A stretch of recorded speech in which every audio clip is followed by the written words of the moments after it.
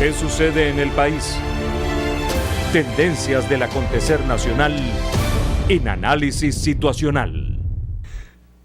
Dentro de la estrategia insurreccional para derrocar al presidente constitucional de Venezuela, Nicolás Maduro, juega un papel fundamental el plan de desestabilización socioemocional que pretende la neurotización de los ciudadanos para ocasionar una ruptura social violenta del orden establecido y facilitar el desarrollo de las acciones intervencionistas. En esta estrategia es clave la política de estrangulamiento económico y bloqueo financiero contra Venezuela, cuyo objetivo último es destruir su economía, impedir la importación de los alimentos y medicinas necesarios y acrecentar el sufrimiento de los venezolanos. Desde el año 2014, Venezuela ha sido objeto de 35 sanciones unilaterales, 22 de ellas ejecutadas por Estados Unidos. Como consecuencia, al menos 5.500 millones de dólares de la nación se encuentran bloqueados en bancos europeos. El canciller venezolano Jorge Arriaza denunció el bloqueo ante las Naciones Unidas y afirmó que este dinero tenía como destino la compra de alimentos y de insumos médicos para el pueblo venezolano. Investigaciones independientes demuestran que entre 2017 y 2018 murieron más de 40.000 venezolanos como consecuencia directa de la imposibilidad de importar medicinas. En el año 2015, el consumo de medicinas era de 20 unidades por cada venezolano por año, el más alto de América Latina, mientras que en el año 2018 el consumo per cápita cayó a 5 unidades. Las importaciones de alimentos tuvieron también un dramático desplome y se han reducido 80% entre el 2013 y el 2018. Por otro lado, la imposibilidad de acceso al crédito ha significado para PDVSA pérdidas de 6.000 millones de dólares desde 2017. El bloqueo financiero se traduce en que Venezuela no puede acceder a la mayor parte de los 9.000 millones de dólares en reservas en oro, ni a los bonos de la República, estimados en 3.400 millones de dólares. La virtual expropiación de Citgo nos arrebata más de 6.000 millones de dólares en activos. Con todo esto, las pérdidas totales y costos para la economía venezolana como consecuencia del bloqueo económico y financiero se estiman en alrededor de 130.000 millones de dólares y pueden ser más. El gobierno está dando señales positivas en el ámbito financiero con flexibilización del control cambiario y la apertura a la inversión privada. Sin embargo, aún falta construir confianza, consensos, políticas y medidas para impulsar el crecimiento económico. Debemos ir a una amplia mesa de concertación económica donde estén presentes todos los actores. Hay que ir a innovadores modelos accionarios y alianzas con el capital privado, tanto en las grandes empresas del Estado como en los servicios públicos. Es posible trascender el cerco financiero con la contribución de los sectores privados nacionalistas y emprendedores que permanecen en el país y apuestan por Venezuela. Sobre estos temas conversaremos con el destacado economista José Ignacio Guarino, analista financiero, profesor universitario y presidente de Interbonos, Casa de Bolsa. ¿Qué sucede en el país? Tendencias del acontecer nacional en análisis situacional. ¿Qué sucede en el país? Tendencias del acontecer nacional en análisis situacional. Hoy nos acompaña José Ignacio Guarino, analista financiero y profesor universitario, presidente de Interbono, la quinta casa de bolsa del país. Bienvenido, José Ignacio. Muchísimas gracias por la invitación, doctor. Encantado de estar aquí. Está invitado porque considero que eres uno de los economistas más importantes del país. Y tienes un análisis muy equilibrado, muy sensato y sobre todo muy moderno e innovador. Gracias, muy amable. Para eso estamos. Recientemente el Banco Central de Venezuela modificó o alteró las condiciones en las que va a funcionar el mercado cambiario, otorgándole la posibilidad de establecer mesas de cambio a la banca venezolana. Sí. ¿Qué significado tiene esta medida? Mire, Podemos hablar de rectificación, adaptación. efectivamente, el Banco Central de Venezuela la semana pasada emite un comunicado donde se comenzarán a implementar las mesas de cambio por parte de los operadores cambiarios autorizados desde el convenio cambiario número 1 que emitió el Banco Central de Venezuela, que derogó una serie de convenios cambiarios innumerables. Y esto no se puede llamar una transformación o un cambio, es una flexibilización del control de cambio por un nuevo mecanismo, así como fue SICAD 1, SICAD 2, CIMADI, DICON, DIPRO, etc. Pero creo que este es el más Sí, profundo. se puede decir, y bueno, se puede afirmar de verdad, que sí hay una flexibilización interesante y quizás hay una rectificación mirando al pasado, porque en el año 2010 el mercado cambiario estaba en manos de los privados en un 70-80%, cuando se hacía lo que se conoció como, después de alguna forma se tergiversó el mecanismo, se satanizó de lo que era la permuta, que era un vehículo cambiario que se hacía entre privados, y el mercado cambiario funcionaba de manera genial. El diferencial cambiario entre el mercado permuta y el mercado oficial no era ni siquiera el doble, y la economía iba muy bien hasta que el ingeniero Jorge Giordani decidió decirle al presidente Chávez, hoy fallecido, de que por medio de estas operaciones cambiarias se estaba influenciando a la inflación, o se estaba manipulando para incrementar la inflación, y se estaba jugando con el tipo de cambio. ¿Qué consecuencias trajo esa medida? Mire, yo creo oportunidad? Que hoy día todavía en Venezuela, año 2019, pasando 9 años desde la intervención de las casas de bolsa, el cierre del mercado cambiario a través de la permuta, estamos viviendo las graves consecuencias. El mercado, los controles, tanto de precios como de cambio, como de tasas de interés, son coyunturales, son para frenar una situación específica. Aquí llevamos más de 17 años de control de cambio. A partir del 24 de enero en Venezuela, se han venido por parte de los Estados Unidos, se han venido tomando una serie de sanciones en contra de instituciones pertenecientes al Ejecutivo Nacional, instituciones financieras y no financieras. Primero fue PDVSA, después fue Bandes, después, por último, fue el Banco Central de Venezuela. Por ende, el Banco Central de Venezuela, que siempre ha debido de manejar la política monetaria y cambiaria en Venezuela, no crear un organismo paralelo como fue CADIV y después en COEX, en este momento está asumiendo y está diciendo, estoy bloqueado, no puedo intermediar esas operaciones. Y también hay una realidad, doctor, no tienen la capacidad de satisfacer la demanda infinita de divisas que existe en Venezuela, porque eso hay que decirlo y hay que remarcarlo. ¿Qué atribuciones tiene ahora la banca? La banca tiene un papel muy importante en este momento en Venezuela. ¿Y por qué?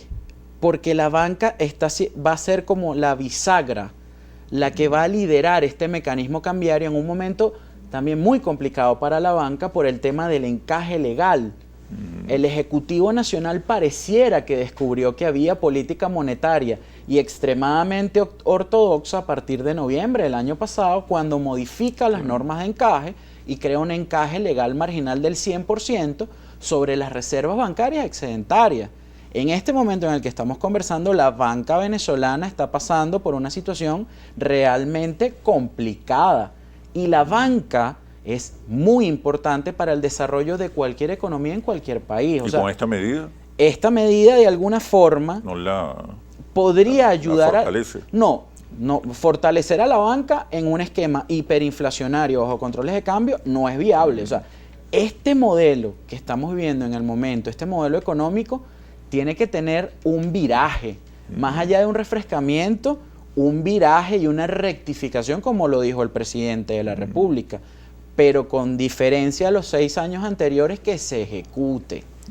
Pero regresando al tema de las mesas de cambio, ¿en qué consiste? Las mesas de cambio, atribuciones tienen básicamente, las personas que quieran vender y las que quieran comprar van a tener un espacio de encuentro, donde el precio se va a formar por oferta y demanda, como son las leyes mínimas de la economía. La economía no se controla por decreto. Entonces, esto luce positivo. Ahora bien, El oferente por naturaleza en Venezuela de divisas ha sido el Estado, a través de PDVSA, pero ya no lo puede hacer. ¿Qué privados bajo las condiciones actuales en Venezuela, en lo económico, van a traer sus divisas para acá? ¿Bajo qué esquema hay confianza en Venezuela? Eso no está claro. No, no lo está. El esquema y la normativa... No está liberado entonces totalmente el tipo de cambio, el mercado cambiario. Quien diga que el control de cambio en Venezuela ha sido levantado, que nos los explique. ¿Qué se mantiene? Se mantiene el control de cambio. ¿Por qué? Porque si no se mantuviese, las personas que tienen todavía tarjeta de crédito en Venezuela pudiesen entrar a cualquier página web y comprar en una página internacional todo lo que quisieran y pudieran según su poder adquisitivo. Eso en este momento no sucede. Pudiéramos ir a una casa de cambio y comprar todas las divisas que quisiéramos y pudiéramos, como era en Venezuela. No es que Venezuela nunca ha tenido controles de cambio, porque este ha sido el más largo, el más restrictivo y controvertido, donde más fuga de capital ha existido incluso. Paradójicamente, porque el control de cambio es para evitar la fuga de capitales, pero aquí existió Recadi, la OTAC, etcétera. O sea, para los venezolanos no es nada extraño el tema de los controles de cambio, como tampoco el tema de la inflación. Entonces, pero la banca va a tener muchísimo cuidado y tiene que ser cautelosa porque tenemos un tema de sanciones. Entonces, ellos van a trabajar con los clientes que realmente conozcan, incluso por temas de cumplimiento, lo que se conoce como compliance, por el tema de la prevención de legitimación de capitales y financiamiento del terrorismo. ¿Por qué? Porque Venezuela no es desde este momento, obviamente ahora es más complicado, pero desde hace muchísimos años tener un banco corresponsal es muy complicado. Y los bancos venezolanos, si son conservadores y si son consecuentes con sus metodologías de trabajo, no van a exponer a sus bancos corresponsales porque se les acaba parte de su negocio. La banca no solamente, la banca tiene compromisos en dólares. Los royalties de las marcas de las dos tarjetas de créditos principales que tiene la mayoría de la banca en Venezuela, eso se paga en dólares. Hay inversiones en tecnología para que la banca siga funcionando. Entonces, no es nada más que la banca va a tener sus posiciones propias en dólares y las va a poner en el mercado. ¿Qué falta por hacer para completar? Falta mucho, doctor. Falta muchísimo. En relación al mercado cambiario. El mercado cambiario... En lo inmediato, ¿qué se podría hacer para mejorar, fortalecerlo? El mercado cambiario no puede ir separado de la política monetaria, la política fiscal. El Ejecutivo Nacional puede estar en un momento clave para esa rectificación donde tenga un hilo conductor entre la política monetaria, la política cambiaria y la política fiscal. Es un indicativo, es un mensaje esperanzador el tema de las mesas de cambio, pero con muchísimo cuidado, porque puede pasar que si la demanda obviamente es infinita en Venezuela en dólares porque nadie quiere tener un bolívar y la oferta no satisface esa demanda, el Ejecutivo Nacional podría tener los perfectos o los sospechosos habituales y no funcionaron las mesas de cambio ¿por culpa de quién? Por los privados. Entonces hay que tener muchísimo cuidado. Las reglas del juego tienen que estar muy claras y tienen que ser respetadas. ¿Qué hacer? ¿Qué faltaría por hacer? Por ejemplo, eliminar la ley de ilícitos sigue vigente. El régimen cambiario y sus ilícitos no, fue derogada. Fue derogada. Okay. Sin embargo, existen todavía algunos convenios cambiarios, existe todavía trabas para la operatividad. ¿Qué tiene que hacerse? Una de las cosas, yo creo que lo único rescatable del erario, de lo que dejó públicamente dicho el ingeniero Giordani, es que en Venezuela había una ninfomanía por el dólar. Pero ¿cuál es esa ninfomanía por el dólar y por qué? Porque siempre nos han dicho no hay dólar caro, hay que comprar dólares.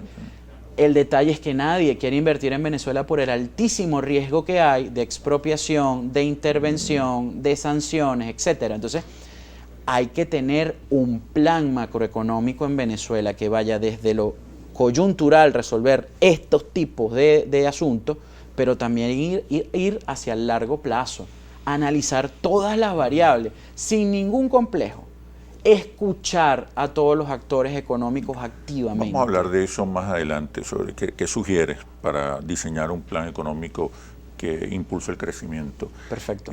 Pero quiero detenerme en el tema del encaje legal. Sí. Qué bueno y qué malo trae el encaje legal, pero me respondes cuando regresemos a los comerciales. Seguro. Ya venimos. ¿Qué sucede en el país? Tendencias del acontecer nacional en Análisis Situacional. ¿Qué sucede en el país?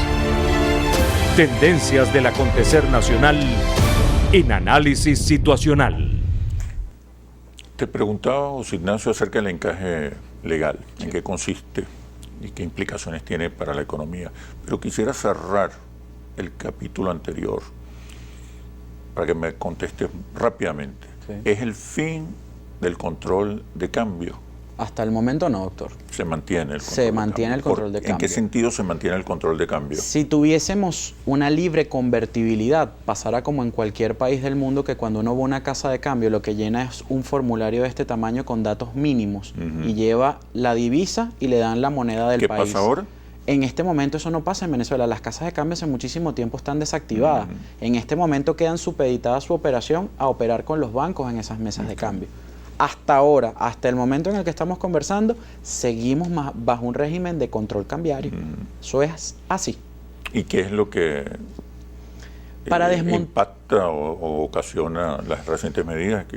¿A qué ayudan? ¿Qué intentan conseguir? Están dando una señal, están buscando tratar de crear confianza entre los privados de manera de que ellos traigan sus divisas a Venezuela. Pero el control impide que... Pero el control todavía impide y no da la señal. Confianza. Exactamente, y no termina de dar las señales correctas. Porque recuerde algo, los mercados financieros y la economía siempre se mueven con base a expectativas, racionales y adaptativas.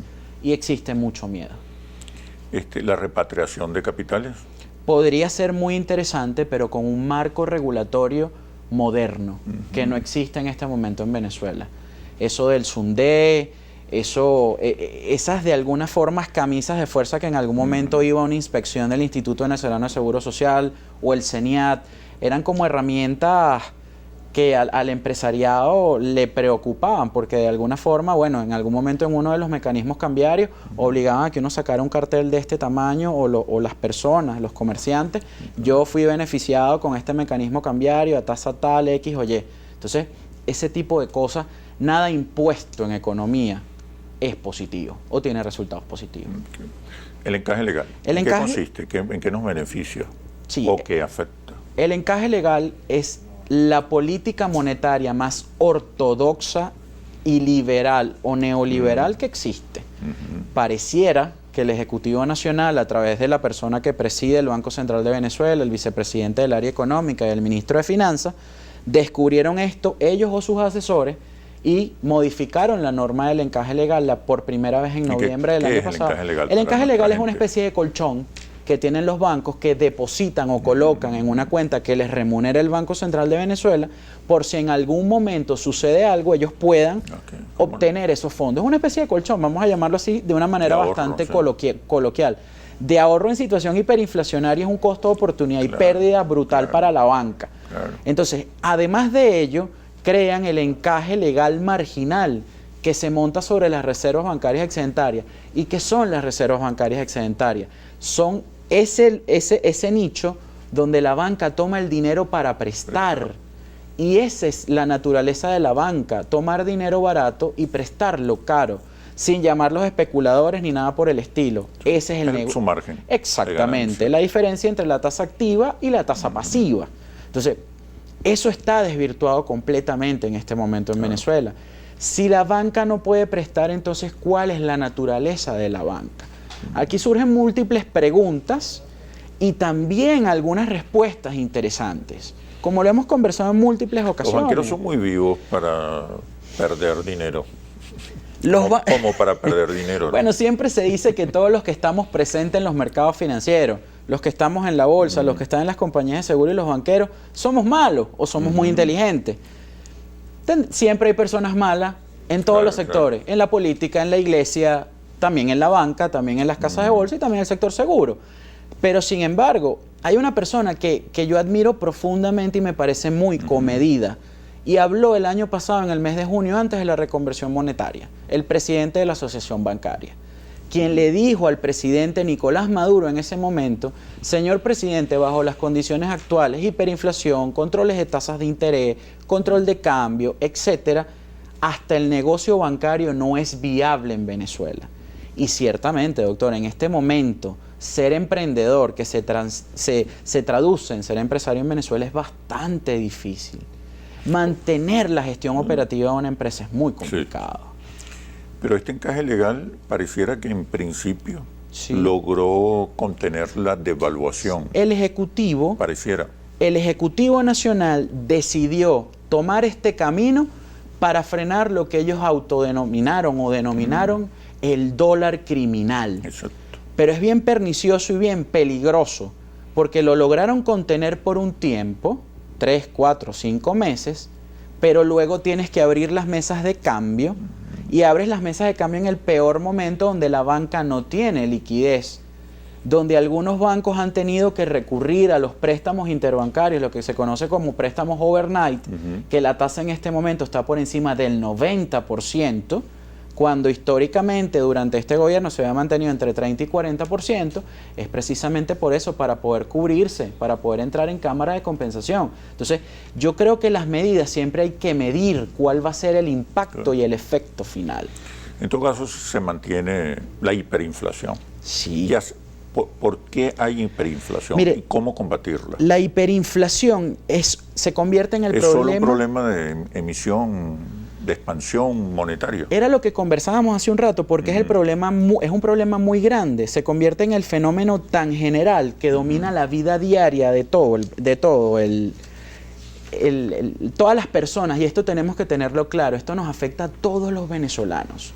Tenemos lo peor de dos mundos. Tenemos una hiperinflación, porque imagínense, para definir, las definiciones de hiperinflación desde el mundo contable y el mundo económico difieren. Pero en el económico se habla de que tiene que ser de un 1000% anual. ¿Cuánto tenemos o hemos tenido ya en Venezuela de manera sostenida desde el año 2017? Eso es una de las grandes preguntas. Las hiperinflaciones generalmente surgen después de una guerra, porque el país se ha llevado a unos niveles de deuda pública súper elevados. ¿Qué guerra hubo en Venezuela? Porque tenemos unas sanciones desde el 24 de enero en adelante del 2019 en Venezuela. Pero ¿y qué pasó los otros 6 años? Es un profundo llamado a la reflexión. Pero las sanciones se inician con el decreto Obama. Sí, pero... que declara a Venezuela una amenaza extraordinaria. Pero sin embargo seguían pasando operaciones en dólares, seguían existiendo importaciones de alimentos. El país no se paró. El país continuó. Pero hubo restricciones. Sí, sin duda. No podemos dejar de lado esa variable. Pero a esa variable no le podemos asignar el mayor peso, porque podría ser irresponsable acertar que eso es así o aseverar que eso es así. No sería asertivo, por lo menos de parte de nosotros los técnicos. Obviamente que tenemos que observar todas las variables. Entonces, obviamente, la enorme emisión, la oferta creciente, desmedida de la oferta monetaria, tiene una presión brutal sobre los bienes y servicios. Escasos. Exactamente. ¿Y por qué? Y ahí podemos regresar al tema del control de cambio. En Venezuela se destruyó el aparato productivo. ¿Y por qué? Porque con una tasa de cambio subsidiada resultaba más interesante importar que producir en Venezuela. Y luego de ello, con ese desmontaje, con esa presión continua, con una política de expropiación, pues se desvanece lo que es clave para la finanza: confianza y credibilidad. Oye, lo que está pasando no puede contribuir, viendo el lado positivo, todo lo que está pasando, no puede contribuir a que salgamos de una vez y para siempre del modelo rentista y se establezca ya un modelo productivo no rentista que permita la diversificación del aparato productivo, el impulso de las fuerzas productivas. Sin duda alguna. El presidente de la República... Vamos a tener que comenzar a producir y a generar divisas a través de otras exportaciones. El presidente de la República ha hablado de esto, del desmontaje del modelo rentista, y ciertamente, y no es una frase de él, la dijo el presidente Chávez retomando a Arturo Uslar Pietri, que en paz descansen. Hay señales de que se intenta hacer un viraje. Pero las señales no solo basta con discurso, tiene que haber acción, ejecución. Pero es posible. Es posible que en medio de la rectificación y las presiones, finalmente se define un modelo alternativo. Es posible. Un modelo económico alternativo. Es posible en tanto y en cuanto todos los sectores económicamente productivos y activos en Venezuela hoy se sienten en la misma mesa.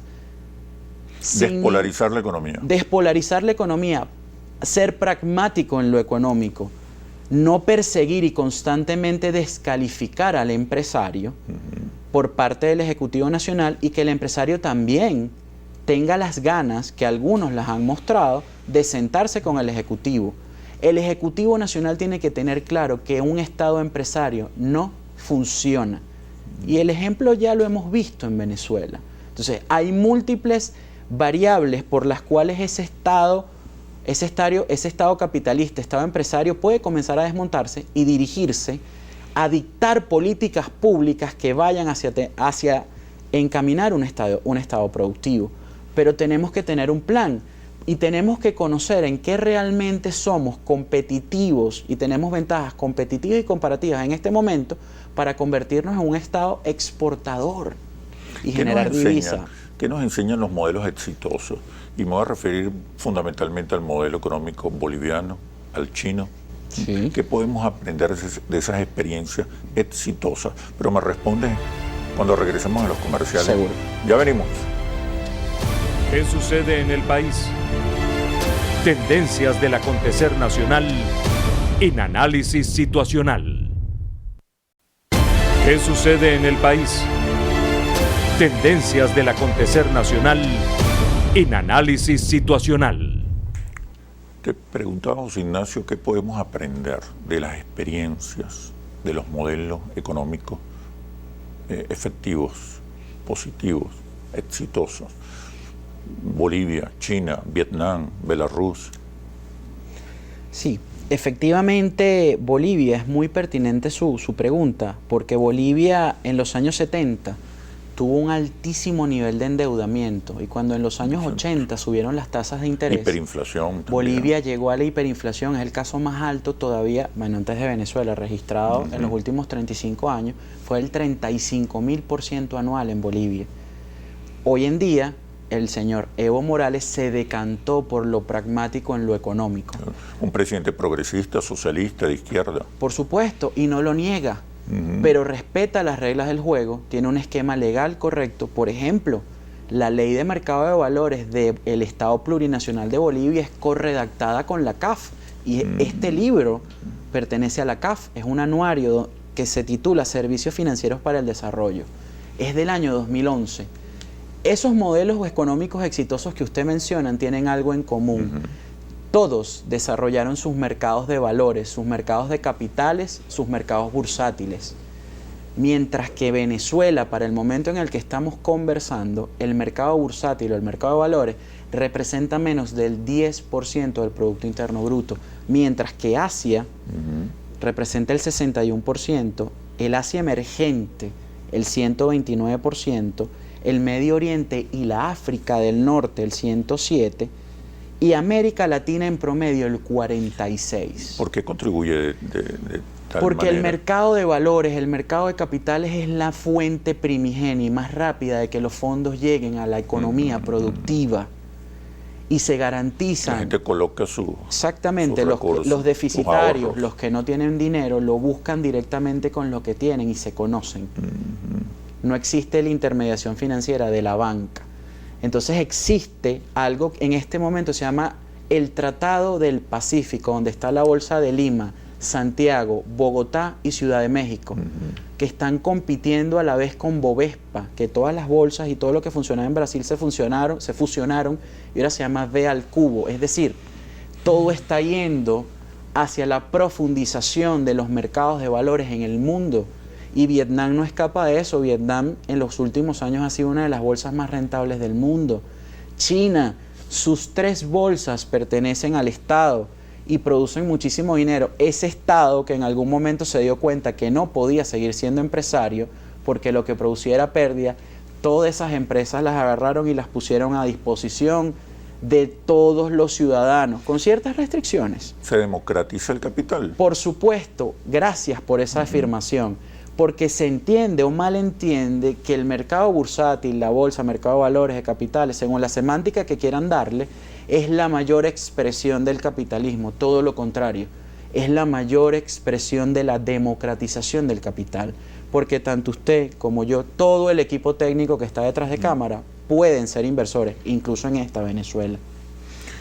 ¿De qué manera puede ayudar el mercado de valores para surfear, enfrentar, gestionar la política de sanciones, agresiones, asfixia financiera y económica que hay hoy contra Venezuela? Las sanciones tienen un contenido específico y hay algo que hay que poner sobre la mesa nuevamente sin ningún tipo de complejo.